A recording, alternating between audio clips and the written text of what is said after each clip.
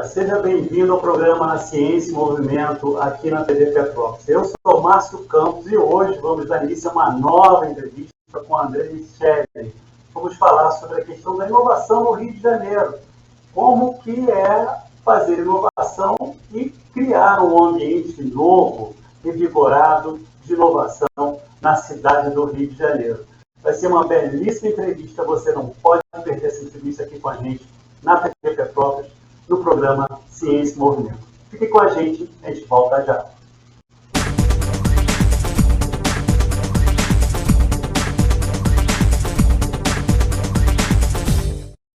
Seu negócio teve que fechar as portas? Tá difícil anunciar a venda pela internet? Calma, nós podemos te ajudar.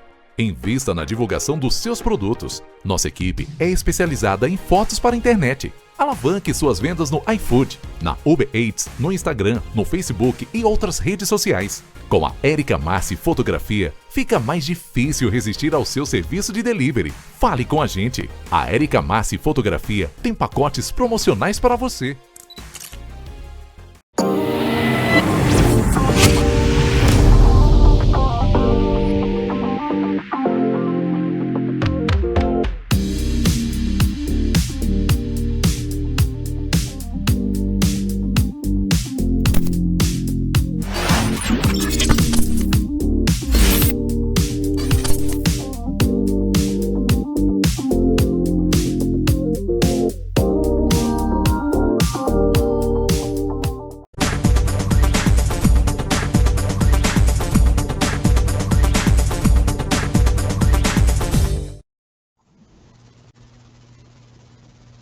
Estamos de volta com o programa Ciência e Movimento. É claro, você já conhece, são 10 anos falando sobre ciência, tecnologia e inovação, de pessoas, de projetos de pesquisa, de professores, de empresários, de novos empresários da capital e, é claro, direcionado ao interior do estado do Rio de Janeiro. Hoje, nós vamos entrevistar André Micheli, que é CEO e editor-chefe da MIT Technology Review do Brasil. O André é fundador e diretor executivo da Infobase, da Interativa, destacando-se em TI e em marketing digital no Brasil. É formado pela PUC do Rio de Janeiro, com certificações pela MIT Sloan, Harvard Law School, e coordena os programas da FGV de MBA, Educação Executiva em Marketing e Negócios Digitais. André, seja bem-vindo ao nosso programa, é um prazer ter aqui com a gente. Para falar sobre essa coisa que nos apaixona, né? Que é ciência, tecnologia, inovação. Né? André, vamos começar assim, com a questão assim, da sua trajetória pessoal. Né? Como é que você chegou até aqui?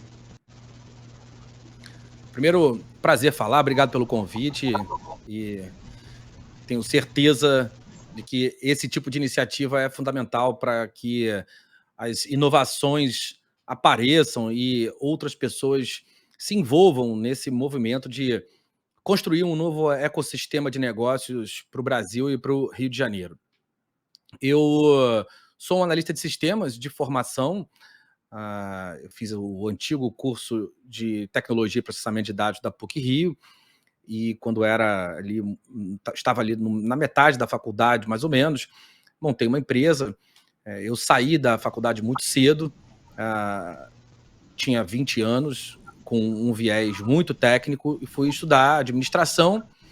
E a partir dessa transição da área de estudo, comecei a encontrar, o início dos anos 2000, final dos anos 90, início dos anos 2000, 99, 2000, por ali, bem na virada mesmo, e aquele momento de boom das .com e um momento também de grandes projetos de implantação de ERP que nos fazia ser pouco competitivos, porque éramos muito jovens na empresa, para ganhar esses grandes projetos, mas justamente pela juventude e pela área, pelo frescor das ofertas de tecnologia e de internet que começavam a borbulhar naquele momento, a gente meio que, por acaso, foi caindo nessa interseção de tecnologia com negócios e comunicação e surfando essa onda digital, ainda que ela não tivesse esse nome.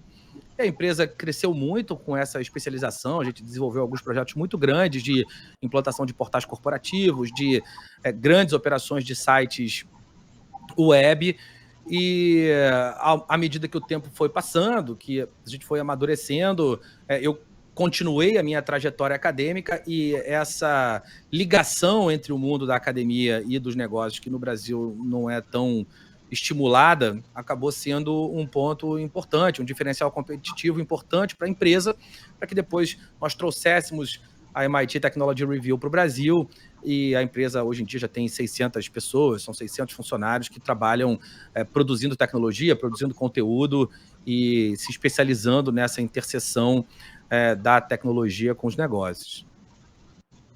André, a gente vai falar um pouco mais sobre o MIT Technology Review Brasil, mas é claro, tem uma interface com ela também, e justamente o MIT Review, né, que vocês trouxeram para a cidade do Rio de Janeiro essa lógica do MIT, que é extremamente competitivo no mundo todo, para se candidatar, e o Rio de Janeiro conseguiu se candidatar por conta, né, do Hudson, que a gente já trouxe aqui no programa, por sua conta também, dessas iniciativas de vocês.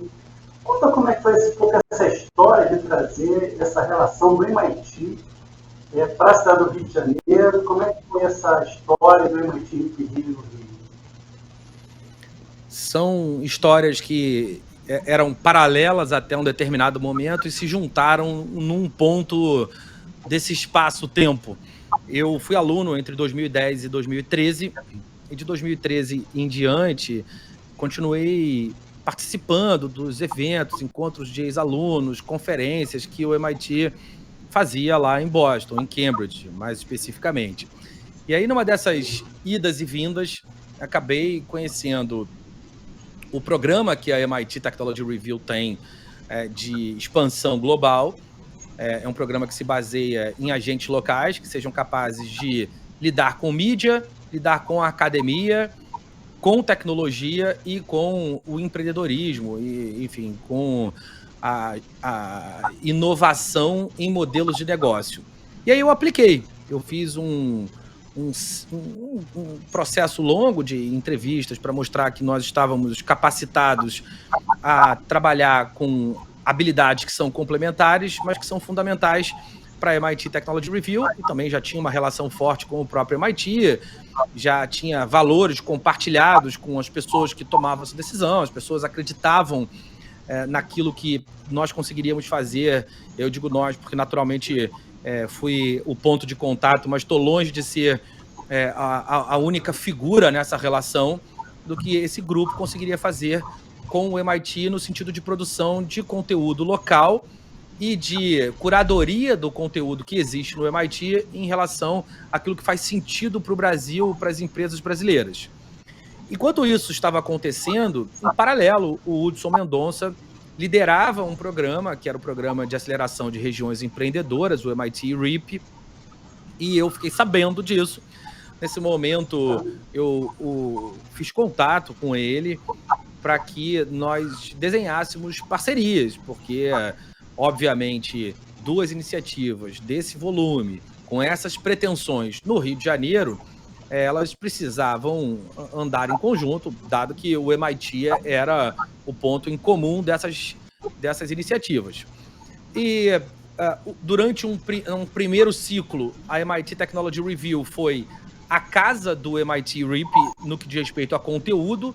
Nós publicamos absolutamente tudo que o MIT REAP fez, fizemos matérias específicas, pesquisas, produzimos conhecimento local, e a partir de um dos encontros que são previstos nesse programa, como você bem disse, é um programa bastante competitivo, aplicam regiões do mundo inteiro, e o MIT seleciona 8 regiões para que seja aplicada a metodologia que o Instituto tem para a criação de regiões empreendedoras.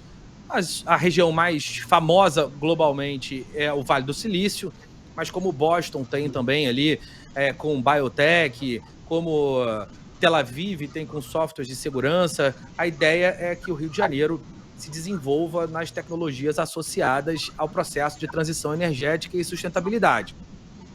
A cidade do Rio, na verdade, o estado do Rio, já tem uma vocação natural para esse tipo de negócio, já conhece muito de geração e distribuição de energia e, dadas as características globais de preocupação com descarbonização, de busca por novas fontes de energia e de demanda, dado que aquilo tudo que nós temos de combustíveis fósseis não vai sustentar essa relação de consumo que nós temos por muito tempo, a gente precisa encontrar outras fontes de energia.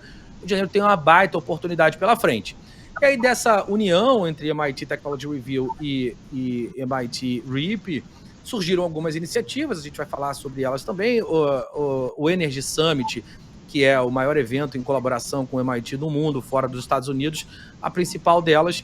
Hoje em dia, a gente tem essa missão, através do Energy Center, que é a área de energia da MIT Technology Review, de levar um conteúdo especializado para o Brasil a respeito daquilo que tem se estudado, pesquisado e descoberto de mais moderno, de mais disruptivo no mundo sobre esse tema, e com a atribuição de dar um tempero, um contexto local nessa história toda.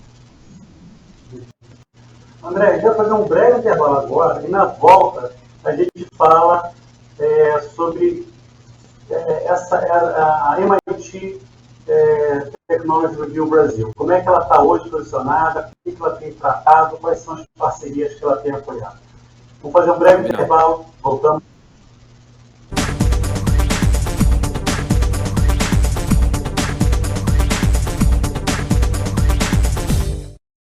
Seu negócio teve que fechar as portas? Tá difícil anunciar a venda pela internet? Calma, nós podemos te ajudar.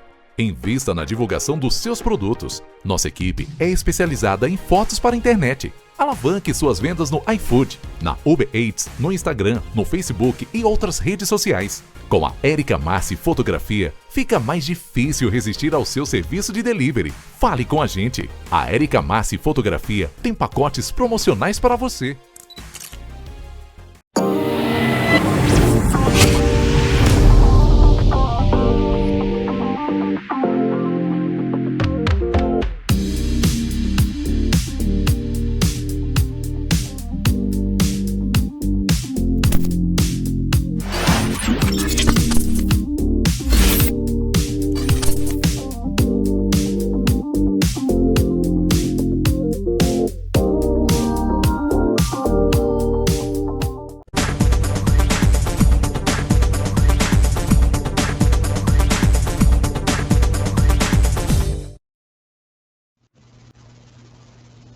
Estamos de volta com o programa Ciência e Movimento. Eu sou o Márcio Campos, estamos entrevistando o André Micheli, que é CEO e editor-chefe do MIT Technology Review Brasil.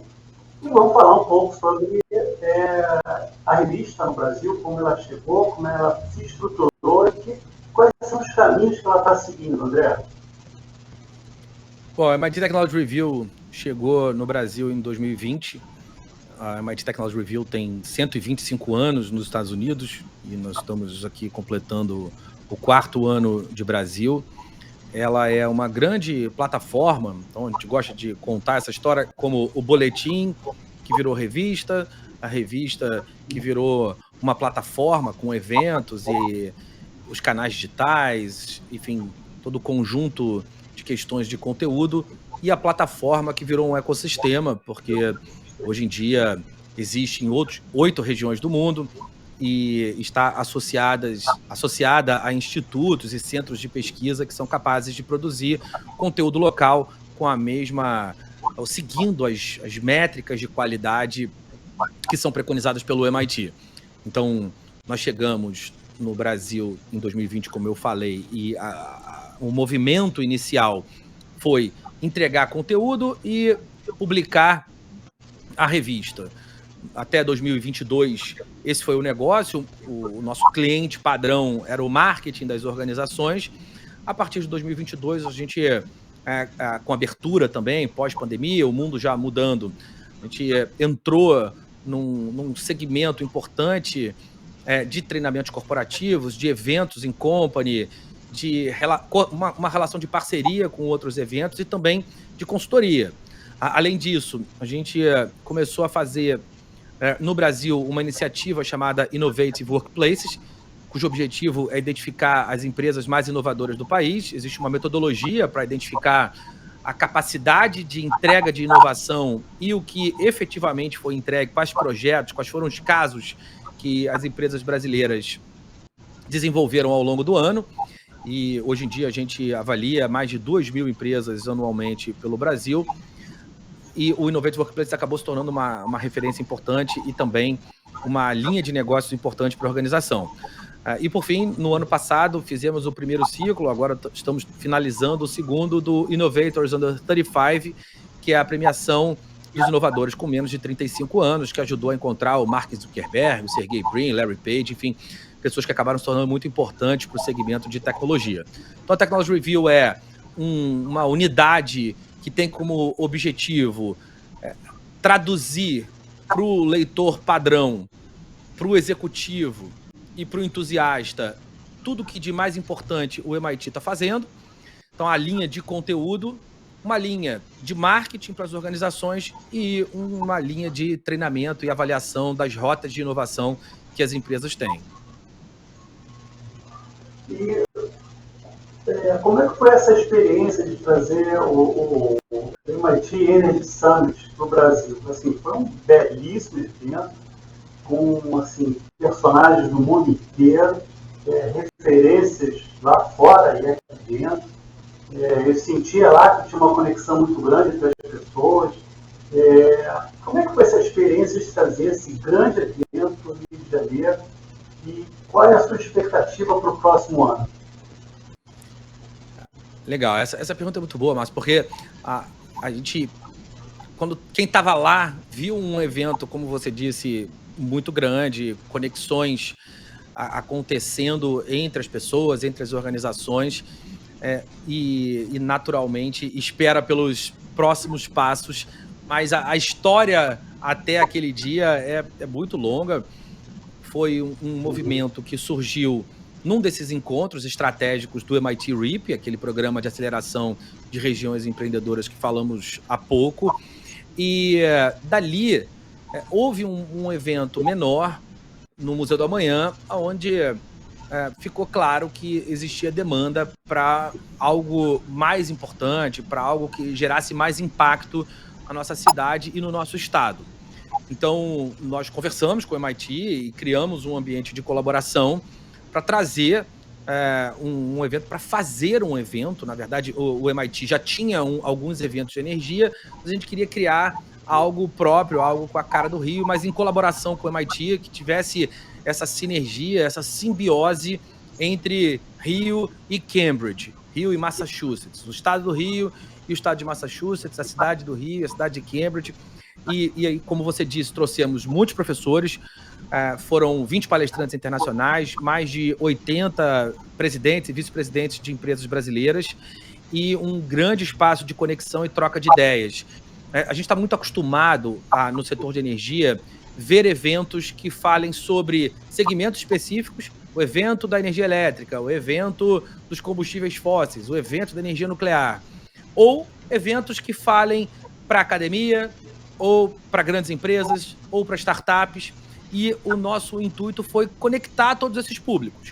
Então, o objetivo foi juntar governo, academia, grandes empresas, pequenas empresas e investidores, essas 5 pontas que estão na metodologia do próprio MIT para a construção de regiões empreendedoras, e fazer um evento agnóstico no que dissesse respeito à natureza, a teses de sustentabilidade e transição energética. A ideia foi botar essas pessoas para discutir nos mesmos painéis. Fizemos várias masterclasses, então aulas com os professores do MIT. Naturalmente, os patrocinadores que vieram e as empresas que se engajaram refletem esse público, então tinham grandes empresas, pequenas empresas, startups, tinham investidores, tinham gente de todas as teses de transição energética, e nós colocamos essa discussão em voga, fizemos diversas provocações, os próprios professores do MIT trouxeram um contexto local, e do Energy Summit nasce um relatório que vai ser lançado em setembro, com o objetivo de criar o mapa da transição energética e da sustentabilidade globalmente, mas dando um contexto brasileiro. para os próximos 12 anos e os 12 meses. Então, o que vai acontecer nos próximos 12 meses que vão construir os próximos 10 anos, falando sobre transição energética. Vamos ter um olhar de longo prazo, um olhar de curto prazo, porque a gente entende que esses next steps, essas próximas decisões são fundamentais para que a humanidade consiga, de fato, atingir metas que são bastante ambiciosas dos países e das organizações. André, a gente está chegando para o final do programa, infelizmente. E aí uma pergunta que eu vou te fazer assim, você se formou, você disse aí no final, do ano 2000, né, para mim. A gente está em 2024. Você tinha essa ideia do que você poderia fazer hoje, se você lá atrás, assim, será que em 2024, eu falo isso pela questão dos empreendedores, né, que começam com uma total insegurança do que vai ser no futuro, né? Como é que você pode falar sobre você escrevesse uma carta para você lá em 2020, em 2000? A jornada empreendedora é altamente inconstante, é angustiante e cheia de ansiedade. É bastante normal que esses sentimentos façam parte da vida do empreendedor. Esse ano, nós conduzimos na MIT Technology Review uma pesquisa com a Alphabet, dona da Google, para justamente fazer esse mapa, e essas são características bastante frequentes. O nosso objetivo foi estudar os sentimentos do empreendedor ao longo dessa jornada. Então, a primeira coisa é dizer que, sim, é bastante normal que todos esses sentimentos, esse sentimento de solidão aconteça, que o sentimento de angústia, da relação com a família, com os amigos, todas essas construções que nós ouvimos regularmente sobre a jornada empreendedora, elas são fatos. Os empreendedores se sentem assim e precisam lidar com essas questões. Obviamente, eu não conseguiria escrever e prever nada do que aconteceu. Eu tinha uma pretensão muito ligada à construção de sistemas. De fato, a Infobase é uma empresa de sistemas. Isso fez parte do plano, mas olhar para outros mercados, entender como algumas teses que funcionam em determinados segmentos podem ser aplicadas no seu. Então, hoje em dia, a gente ganha dinheiro com conteúdo, a gente ganha dinheiro com marketing, a gente faz negócios não só com a construção dos sistemas propriamente ditos, mas também com o ecossistema que se constrói ao redor disso. Era absolutamente impossível prever tudo que aconteceria com o mundo e, naturalmente, tudo que aconteceria com a minha empresa, ou com todas essas empresas. Eu não gosto muito de colocar isso como se fosse só meu, primeiro porque de fato não é, e segundo porque seria um exagero. Essas foram tomadas de decisão, escolhas que eu fiz e compartilhei com algumas pessoas ao longo dessa jornada. Então, construir esse caminho empreendedor é algo, sim, que é bastante complexo, que traz muita angústia, mas que precisa ser feito com muito trabalho e com um controle dessa ansiedade, olhando para outros mercados, olhando para o seu próprio mercado, estudando, trabalhando. É uma jornada bastante dura, mas bastante prazerosa também. Acho que o recado para o empreendedor é que nem todas as ideias dão certo. É importante dizer isso também, que não é só uma questão de insistência. A gente errou em muita coisa, falhou em muita coisa, fracassou em muitas outras iniciativas. A gente conversou aqui sobre algumas das que deram certo, mas sem dúvida nenhuma, para essas darem certo, muitas outras deram errado, e você precisa testar teses, hipóteses, até que você encontre o seu caminho. André, obrigado pela sua entrevista. A gente fica aberto aí para a divulgação de outros assuntos, eventos seus e da empresa, e muito sucesso para você aí, e a sua palavra final aí para os nossos telespectadores. Muito obrigado. Eu acho que esse tipo de conversa é muito importante, porque quando empreendedores ouvem outros empreendedores falando sobre essas angústias, sobre os momentos de fracasso e sobre o fato disso ser normal até que as coisas funcionem, dá uma sensação de alívio. A gente sabe que o trabalho é a linha mestra dessa história, mas que, sem dúvida nenhuma, essa é uma estrada cheia de curvas sinuosas. Obrigado pelo convite. Obrigado, André. Obrigado pela sua participação. Obrigado a você que nos assiste aí. Até a próxima. Um grande abraço. Tchau.